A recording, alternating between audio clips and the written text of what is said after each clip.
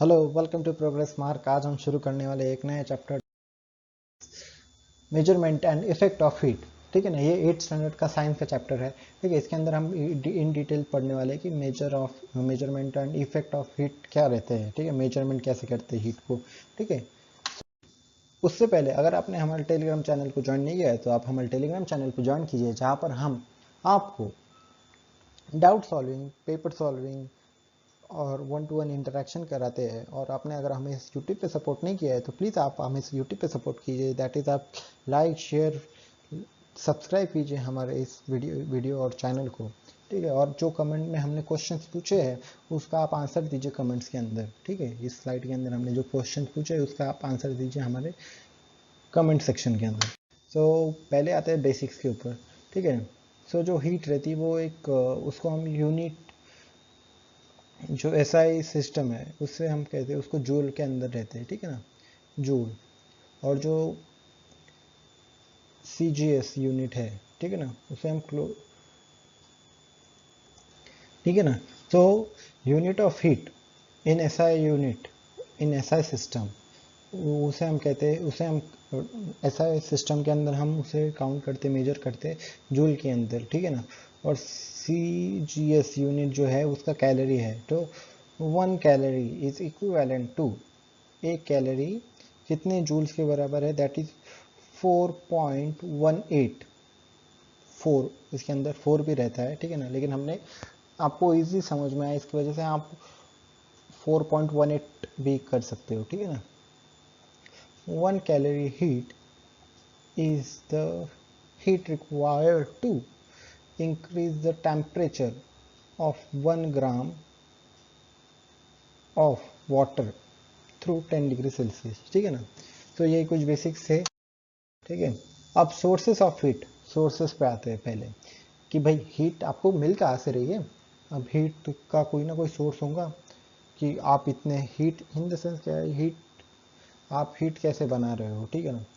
Heat के कुछ sources है, that is there are 6 sources of heat, that is sun, earth, chemical, electrical energy, atomic energy, air. ठीक है ना। अब सन, सन तो हमें पता है बिगेस्ट सोर्स ऑफ हीट है, which receive by earth large amount of heat is generated due to the nuclear fusion, place it is in centre. ठीक है ना। अब हमें तो पता है कि सन सबसे बिगेस्ट सोर्स है। ठीक है ना, हीट का। ठीक है, जो हमारी अर्थ रिसीव करती है। ठीक है, अब इसके अंदर क्या रहता है, बहुत सारे न्यूक्लियर फ्यूजन होते हैं। ठीक है ना। वो ही हीट हमारे यहाँ तक पहुँचती है। ठीक है ना, सन पर बहुत सारे न्यूक्लियर फ्यूजन होते हैं।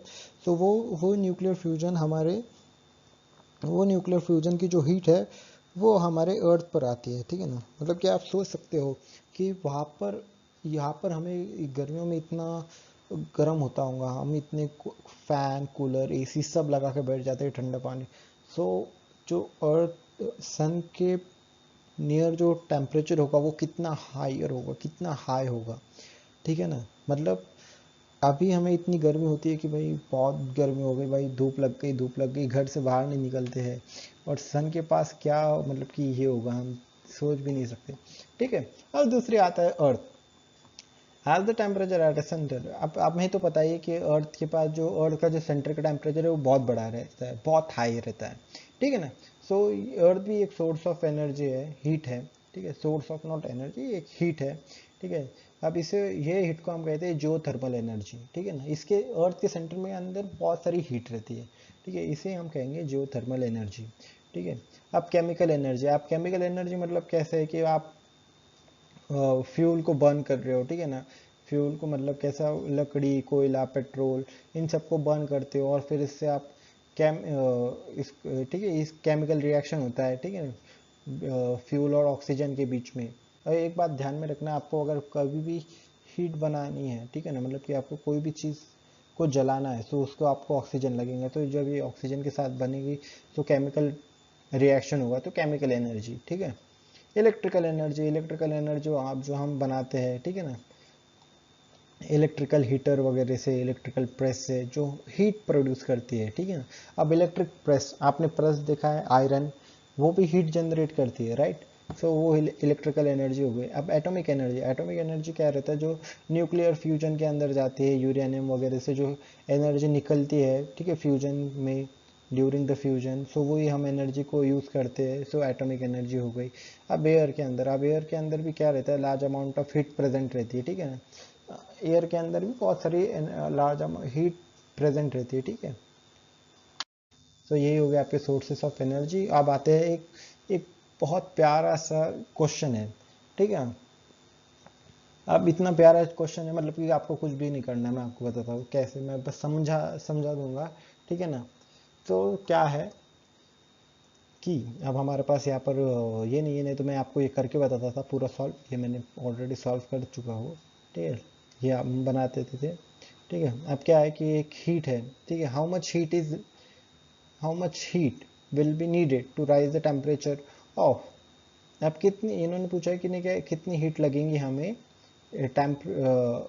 कितनी हीट लगेंगी कि इसका टेम्परेचर बढ़ाना है हमें कितना, 1.5 किलोग्राम ऑफ वाटर का हमें टेम्परेचर बढ़ाना है, ठीक है ना, फ्रॉम, ये 50 डिग्री सेल्सियस है, ठीक है ना, ये डिग्री यहाँ पर सी छोटा, ये यहाँ पर चाहिए था, ठीक है ना, सेल्सियस है, ठीक है। सो अब इनको क्या चाहिए, इनको कैलोरीज में आंसर चाहिए और जूल्स के अंदर आंसर चाहिए, ठीक है ना। सो सबसे पहले हम क्या करेंगे, पहले गिवन लिख लेंगे, कहीं भी आप कभी भी क्वेश्चन शुरू करें तो हम सबसे पहले आपको गिवन लिखना है, ठीक है ना। अब सबसे बेस्ट है जो हायर वैल्यू, उसमें से लोअर वैल्यू को आप डिडक्ट कर दो, दैट इज फाइनल में। अब कहाँ से कहाँ तक करना है, तो कितनी लाइज लगेंगे वो देखेंगे, ठीक है ना। सो 45 में से 15 माइनस करें, आपको 30 आंसर मिल गया, ठीक है।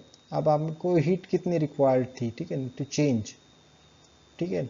अब चेंज इन टेम्परेचर, इतना तो हमें टेम्परेचर रिक्वायर्ड है, इतना चेंज लगेगा, ठीक है ना, 30 डिग्री सेल्सियस का हमें टेम्परेचर। अब हीट रिक्वायर्ड कितना रहेगा, सो हीट रिक्वायर्ड का एक फॉर्मूला है, mass of water in gram, change in temperature, ठीक है ना, इन सेल्सियस, इन केल्विन भी, हाँ ठीक है। सो हमने मास ऑफ, ये कितना होगा कि, अब हमें एक बताओ 1 kg इक्वल्स टू कितना होता है, ये आपको बहुत बेसिक है, मैं बहुत बेसिक बता रहा हूँ, ठीक है ना। 1 kg मतलब आपको, आप बोलोगे कि नहीं क्या 1000 होता है सर, 1000 क्या ग्राम, ठीक है,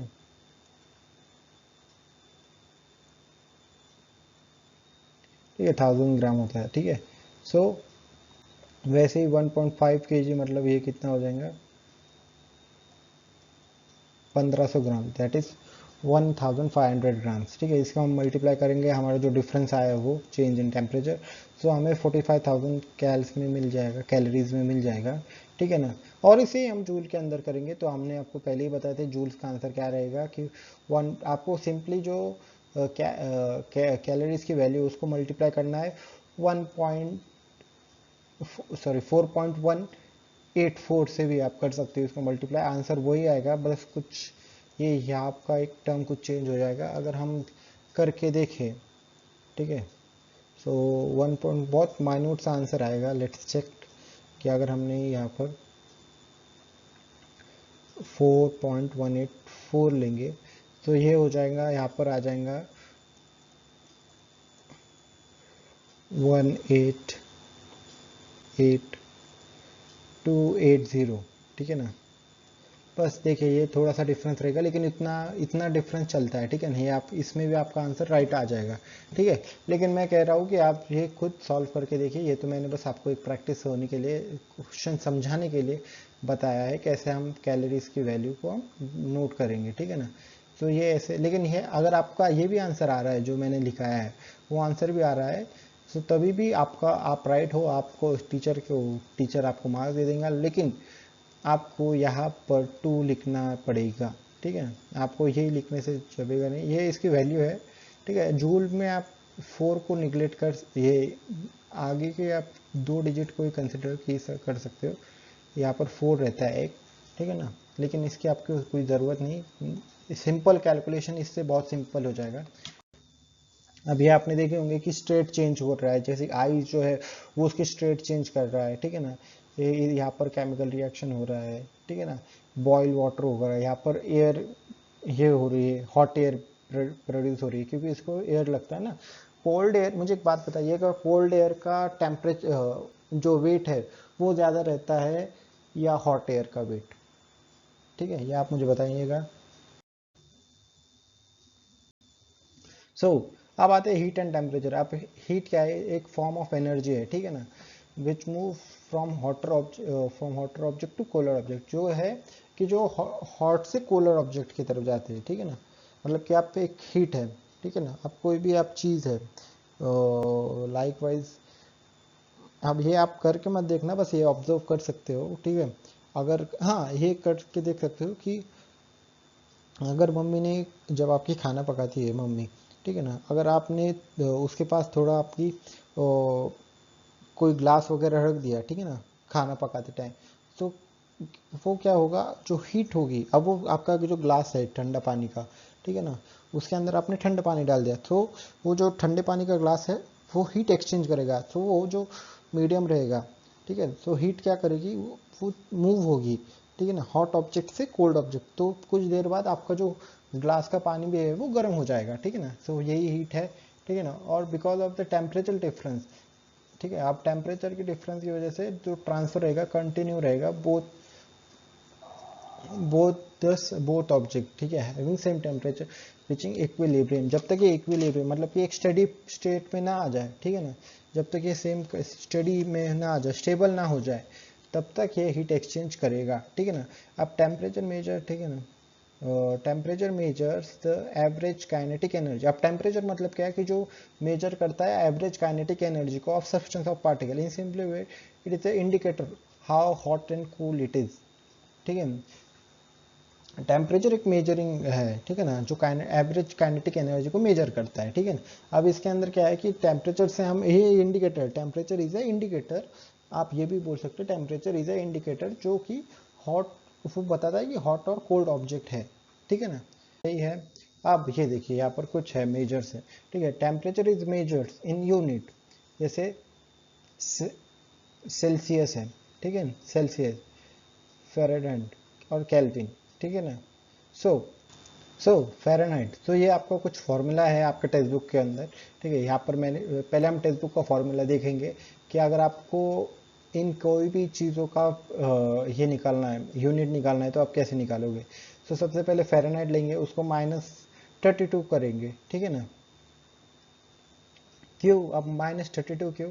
क्योंकि 0 डिग्री सेल्सियस मतलब 32 फ़ारेनहाइट, ठीक है, और इसको हम 9 से डिवाइड करेंगे, ठीक है। फिर उसके बाद सेल्सियस लेंगे, ठीक है, और सेल्सियस को 5 से डिवाइड करेंगे, ओके, ये आपकी फर्स्ट इक्वेशन होगी। और फिर उसके बाद केल्विन लेंगे, ये आपकी सेकंड इक्वेशन, केल्विन लेंगे, केल्विन फिर वहाँ पर लेंगे आप सेल्सियस प्लस, अगर आपको जब केल्विन निकालना हो तब, जब आपको केल्विन निकालना हो तो आप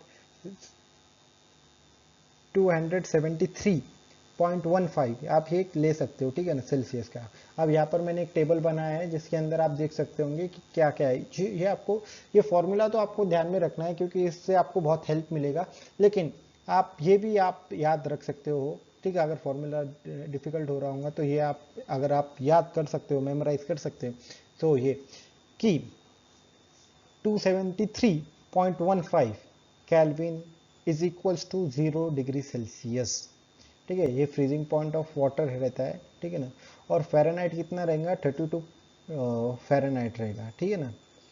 और अब 1 सेल्सियस के ऊपर अगर हम आए, 1 डिग्री सेल्सियस, सो 2.74.15, वैसे ही फ़ारेनहाइट कितना, 33.8 फ़ारेनहाइट, ठीक है, ये याद रख सकते हो। अब थर्मोमीटर, अब थर्मोमीटर तो आप सभी ने देखा होगा कि थर्मोमीटर हम डेली मतलब कि यूज़ करते हैं, हमारे घर में भी रहता है, डॉक्टर के पास भी रहता है, ठीक है, लैबोरेटरीज में भी रहता है, ठीक है ना, ठीक है। सो अब हम क्या कहेंगे, आप अपने थर्मोमीटर देखा होगा which is used for fever check करने के लिए, उसी हम क्लिनिकल थर्मोमीटर कहते हैं, ठीक है, क्लिनिकल थर्मोमीटर, जिसके अंदर पहले के टाइम, क्लिनिकल थर्मोमीटर के अंदर, ये आपने देखा होगा बहुत पहले के टाइम पे, मतलब कि जब आपके मम्मी पापा बच्चे थे, ठीक है, तब थर्मोमीटर जो आते थे उसके अंदर मर्क्यूरी रहता था, जो कि हार्मफुल रहता था, ठीक है ना, क्योंकि हम, मर्क्यूरी हमारे हेल्थ के लिए बहुत हार्मफुल है, ठीक है ना, अगर गलती से वो हमारे बॉडी के अंदर चला जाए तो बहुत हार्मफुल रहता है, ठीक है ना। सो उसको हमने रिप्लेस किया अल्कोहल से, ठीक है ना। अब इसके अंदर एक टिप रहता है, ठीक है। अब यहाँ पर क्या रहता है कि एक हमें बताया जाता है कि एक टिप है, ये आपने थर्मोमीटर देखा भी नहीं होगा, क्लिनिकल थर्मामीटर ये देखा भी नहीं होगा, बहुत रेयर केसेस होगा आप में से कभी बच्चे ने देखा होगा ये, ठीक है। थर्मामीटर अभी तो पूरा डिजिटल ही आ चुका है, ठीक है, तो डिजिटल थर्मामीटर ही अभी यूज़ होता है, ठीक है। लेकिन ये इसके बारे में पता चाहिए कि यहाँ पर एक बॉटम रहता था जिसके अंदर हम ऑक्सीजन, जब हम अल्कोहल जब हमने रिप्लेस किया तो जो और जो ट्यूब के अंदर क्या रहता था, वैक्यूम रहता था, ठीक है ना।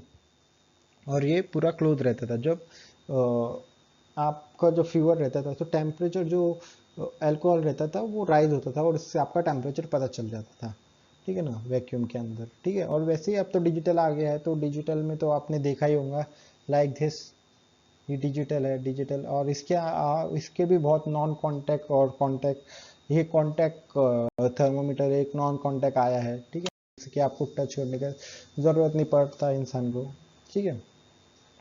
अब ये एक स्पेसिफिक हीट, अब स्पेसिफिक हीट क्या है कि जो क्या है कि एक amount of heat required to increase the temperature of unit mass of a substance through 1 degree, ठीक है। अब इसका क्या है कि भाई एक जो अमाउंट ऑफ हीट, जो कितनी हीट है रिक्वायर्ड है एक यूनिट मास को इंक्रीज करने के लिए थ्रू 1 डिग्री, ठीक है। अगर आपको 1 डिग्री से बढ़ाना है कोई भी सब्सटेंस का टेम्परेचर तो कितना यूनिट मास लगेगा, ठीक है ना, थ्रू 1 डिग्री, ठीक है। अब इसे हम रिप्रेजेंट करते हैं सी से, स्पेसिफिक हीट को। और इसका जो एसआई यूनिट है, ठीक है ना, वो जूल है, that is KG degree Celsius, ठीक है ना, केजी सेल्सियस, ठीक है। और फिर इसका भी ग्राम सेल्सियस है, ठीक है, सीजीएस जो यूनिट है, ठीक है ना। अब नेक्स्ट टॉपिक क्या आते हैं, कैलोरीमीटर, ठीक है ना। अब ये क्या करते हैं, इसके अंदर क्या है कि मेजर करते हैं हीट कंटेंट को ऑफ ऑब्जेक्ट, ठीक है। Similarly if you put a cooler object in a calorimeter, the cooler object will receive heat from the water, ठीक है। अब इसके अंदर रहता है वाटर, ठीक है ना, and the temperature will increase while the water in calorimeter loses the heat and temperature will be reduce, ठीक है ना। अब इसके अंदर क्या है, ये कैलोरीमीटर रहता है, ठीक है ना। ये इसका हमने आगे भी एक डायग्राम बनाया है। तो इसके अंदर थर्मामीटर रहता है, एक वेसल रहता है, ठीक है, आउटर वेसल रहता है, इनर वेसल रहता है। अब जो आउटर वेसल रहता है, आउटर वेसल और इनर वेसल के बीच में जो आप देख सकते हो इसके अंदर एयर रहता है, ठीक है ना, एयर कैविटी रहती है, पूरे एयर से ये रहता है, ठीक है। और इसके अंदर जो रहता है हीट रहती है, ठीक है ना, ये हीट रेजिस्टेंट रहता है, ठीक है। जब आप इसके अंदर ये करते हो, इसके अंदर कोई हीट ये करते हो तो क्या करता है कि वाटर क्या करता है, इसके अंदर वाटर भी रहता है, तो वाटर उसका हीट हीट को छोड़ देता है, ठीक है, ठीक है। वाटर रिड्यूस करना शुरू कर देता है, लूज करता है हीट को, ठीक है ना, और स्ट्रेन के ऊपर चला जाता है, ठीक है। और ये पूरा हीट रेजिस्टेंट रहता है, मतलब कि हीट एक्सचेंज होता है, heat is exchange in calorimeter, ठीक है ना, ये आप कह सकते हो इन सिंपल वर्ड्स, ठीक है ना। अब यहाँ पर कुछ ये है सिंबल से जिन्हें आपको याद रखना है, ये इसका फॉर्मूला है कैलोरीमीटर का, क्या है, that is Q equals to M C delta T, ठीक है ना, Q equals to M C delta T. अब हर एक चीज़ में बताऊंगा। Q क्या है, हीट है, ठीक है ना। अब हीट कितना गया आपको, M मतलब मास, ठीक है ना, C मतलब जैसे हमने पिछले इसमें पढ़ा कि स्पेसिफिक हीट, और T मतलब टेम्परेचर चेंज, ठीक। तो ये कैलोरीमीटर है, यहाँ पे देख, ठीक है। अब एक्सपांशन, अब एक्सपांशन मतलब क्या है कि हमने देखा है कि जब कोई भी चीज़ का टेम्परेचर इंक्रीज होता है तो वो एक्सपांड होता है, ठीक है ना। जैसे कि आपने ये भी देखा होगा कि आइस, आइस आपने देखा होगा कि आइस भी क्या करता है, जब आइस एक क्यूब है, ठीक है ना, जब आप उसको हीट देते हो तो वो भी एक्सपांड होता है ना, वो मतलब कि वो उसकी स्टेट ही चेंज कर लेता है बेसिकली, ठीक है ना।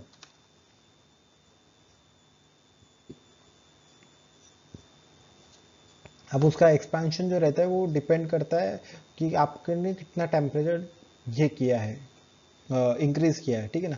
अब सॉलिड लिक्विड एंड गैसेस ये पूरे एक्सपांड करते हो, ठीक है ना, जब आप हीट इनको देते हो, ठीक है ना। अब इसका फॉर्मूला क्या है, delta T equals to T2 minus T1, ठीक है ना। अब यहाँ पर जो लैम्डा है, here is lambda is constant proportionality and it is said to the coefficient of a linear expansion of a solid, ठीक है ना। ठीक है, ये हमें लगने वाला है, ये सॉलिड का है, ठीक है ना। तो लैम्डा क्या है, लीनियर एक्सप्रेशन है एक सॉलिड सब्सटेंस का, ठीक है, लैम्डा कोएफिशिएंट है, ठीक है। अब ये आपने देखा होगा, ये पिक्चर आपने ये अपने, अगर आप रेलवे ट्रैक्स के पास अगर रहते हो या कभी गए हो या नोटिस किया है कि ये कुछ यहाँ पर गैप छोड़ा रहता है, ठीक है ना, रेलवेज के एम्प्लॉयज़ के, इसके वजह से ही यहाँ पर गैप छोड़ा रहता है। और ये गैप क्यों छोड़ते हैं, क्योंकि जब गर्मियाँ आते हैं, ठीक है ना, तो ये एक्सपांड होता है, ये एक दूसरे को चिपक जाता है, ठीक है, ये एक्सपांड होने के लिए। क्योंकि अगर आप इसको, अगर ये इतना स्पेस नहीं छोड़ोगे, ठीक है ना, सपोज कि अगर मैंने यहाँ पर ये पूरा ही मैंने यहाँ पर कवर कर दिया, ठीक है। अब ये जो जहाँ पर मैं, अब ये पूरा, वेट अ मिनट, अब ये मैंने पूरा यहाँ पर ऐसा कवर कर दिया, ठीक है ना, ठीक है। अब ये मैंने यहाँ पर जब कवर कर दिया और यहाँ पर कोई जगह ही नहीं रही, जब स्टील ये गर्म होगा, रेलवे पटरी जब गर्म होगा, रेलवे ट्रैक जब गर्म होगा, ठीक है, ये एक्सपांड कहाँ करेगा, एक्सपांड तो कर नहीं पाएगा। तो उसकी वजह से क्या है कि ट्रेन कभी कभी, मतलब कि जो रेल ट्रैक है वो डिसमेंटल हो जाएगा, ठीक है ना, मतलब कि वो पूरा कभी ब्रेक हो सकता है, ठीक है, वो टेंशन की वजह से, इसके अंदर बहुत टेंशन रहता है, ठीक है ना। तो ये क्या करता है, ये यहाँ से भी आता है, ठीक है, और ये यहाँ से भी आता है, ठीक है, ये दोनों ऐसे स्टिक हो जाते हैं, ठीक है, इन इसके टाइम पे, समर्स के टाइम पे, ये इसकी वजह से ये गैप छोड़ा जाता है, ठीक है। ये गैप छोड़ने का रीज़न यही रहता है कि जब टेंशन बढ़े ट्रैक्स के अंदर हीट की वजह से, सो ये दोनों चिपक जाए, ठीक है ना, ये दोनों चिपक जाएंगे और विंटर्स के अंदर ये दोनों कॉन्ट्रैक्ट हो जाएंगे, ठीक है ना, मतलब कि ये गैप ये हो जाएगा, रहेगा, ऐसा ही गैप रहेगा, ठीक है। तो ये एक्सपांशन ऑफ लिक्विड, ठीक है ना। अब क्या है, लिक्विड डज नॉट, इनके पास कोई डेफिनेट शेप वगैरह नहीं रहता है, ठीक है, ये पूरा डिफाइन करते हैं एक वॉल्यूम के ऊपर। ये तो हमें पता है कि लिक्विड के पास आप जिसमें डालो उस वो शेप का बन जाता है, ठीक है ना, इनके पास कोई प्रॉपर शेप नहीं रहता। कभी आपने पानी का शेप सुना है, पानी का शेप क्या रहता है, नहीं ना, सो उसी टाइप का लिक्विड का कोई शेप नहीं रहता। अब एक्सपांशन ऑफ गैसेस में आते हैं हम, ठीक है ना। अब gases does not even have any fix volume, इनके पास भी कोई फिक्स वॉल्यूम नहीं रहता है। तो ये क्या करते हैं, gases expand on heating, but if the gas is kept in a closed container the volume cannot increase but the pressure is increases, ठीक है ना। अब इसका एकदम सीधा साधा एग्जांपल मैं बताता हूँ आपको। आप मतलब कि आप आपके पेरेंट्स से पूछना, ठीक है ना, कि जब वो ये चलाते हैं, ठीक है ना, बाइक या स्कूटी चलाते हैं, ठीक है, या आप साइकिल भी चलाते हो, सो गर्मियों के अंदर जो साइकिल है, साइकिल का जो प्रेशर रहता है वो बढ़ जाता है। जब आप बहुत देर तक आप साइकिल चलाओगे, ठीक है, जब उसका कांटेक्ट रहेगा रोड के साथ, ठीक है ना, सो उसके अंदर जो प्रेशर रहेगा वो बढ़ जाएगा और उससे वो जो साइकिल है आपकी, वो उसका कभी कभी ट्यूब खराब हो जाता है या तो फिर उसके बहुत जल्दी पंक्चर हो जाता है, हवा लीक हो जाती है साइकिल की भी, ठीक है ना। तो इनके मतलब कि ये क्या करता है कि ये क्लोज कंपार्टमेंट में रहेगा। अब ट्यूब है, ट्यूब तो क्लोज ही है ना, सो इसका क्या रहता है, इनका प्रेशर इंक्रीज होता है। प्रेशर ज़्यादा हो गया, सो ये ज़्यादा प्रेशर मतलब कि वो फूटने के बहुत ज़्यादा चांसेस है। तो इसकी वजह से मेजोरिटी जो कार एक्सीडेंट्स भी होते हैं, जब आप सीमेंट के रोड पे जब आप कार चलाते हो तो एक ये कहते हैं, ये कहा जाता है कि आपके टायर का कुछ हवा, कुछ एयर आपको रिलीज करना है, ठीक है ना, ये रिकमेंडेड रहता है, ठीक है। मैंने बहुत सारे लोग करते हैं, थोड़ी हवा निकाल देते हैं, ठीक है ना, कुछ प्रेशर। क्यों, क्योंकि जब हाईवे रहता है, अब वो कोई सीमेंट का हाईवे है, ठीक है, अब उसके ऊपर गाड़ी बहुत स्पीड से चलता है, ठीक है ना, अब स्पीड से चलेगा, एक तो समर के टाइम पे वो गर्म भी रहेगा, सीमेंट का रोड बहुत हीट रहेगा उसके अंदर, और वो गर्म, जब आप उसको हीट प्रोवाइड कर रहे हो, यहाँ पर ही वही वही बोला है उन्होंने कि जब गैस को आप एक्सपांड हीट प्रोवाइड करोगे तो वो एक्सपांड होगा। सो जब वो हीट उसको रोड से भी मिल रहा है, टायर से भी मिल रहा है, टायर भी गर्म हो जाते हैं, सो उसके अंदर जो प्रेशर है वो ऑटोमेटिकली इंक्रीज हो जाएगा, राइट। सो इसी तरह से अगर आपने आपने प्रेशर कम ही नहीं किया, तो बहुत प्रेशर बढ़ गया, तो आपके टायर ब्लास्ट के चांसेस बहुत है, और मेजोरिटी एक्सीडेंट इसकी वजह से ही होता है। सो आई होप आपको ये चैप्टर समझ में आ गया होगा। अगर कोई भी डाउट वगैरह हो तो आप हमें कमेंट कीजिएगा, और हम जल्दी से जल्दी आपको इसका क्वेश्चन आंसर्स लेके आएंगे। एक बार हमारा हो जाए ठीक से क्वेश्चन आंसर्स आपको हम कराएंगे इसके प्रैक्टिकल, एकदम इजी ट्रिक के साथ, एकदम अंडरस्टैंडेबल के साथ। सो तब तक के लिए बाय बाय, टेक केयर, जय हिंद, मिलते हैं एक नेक्स्ट वीडियो में।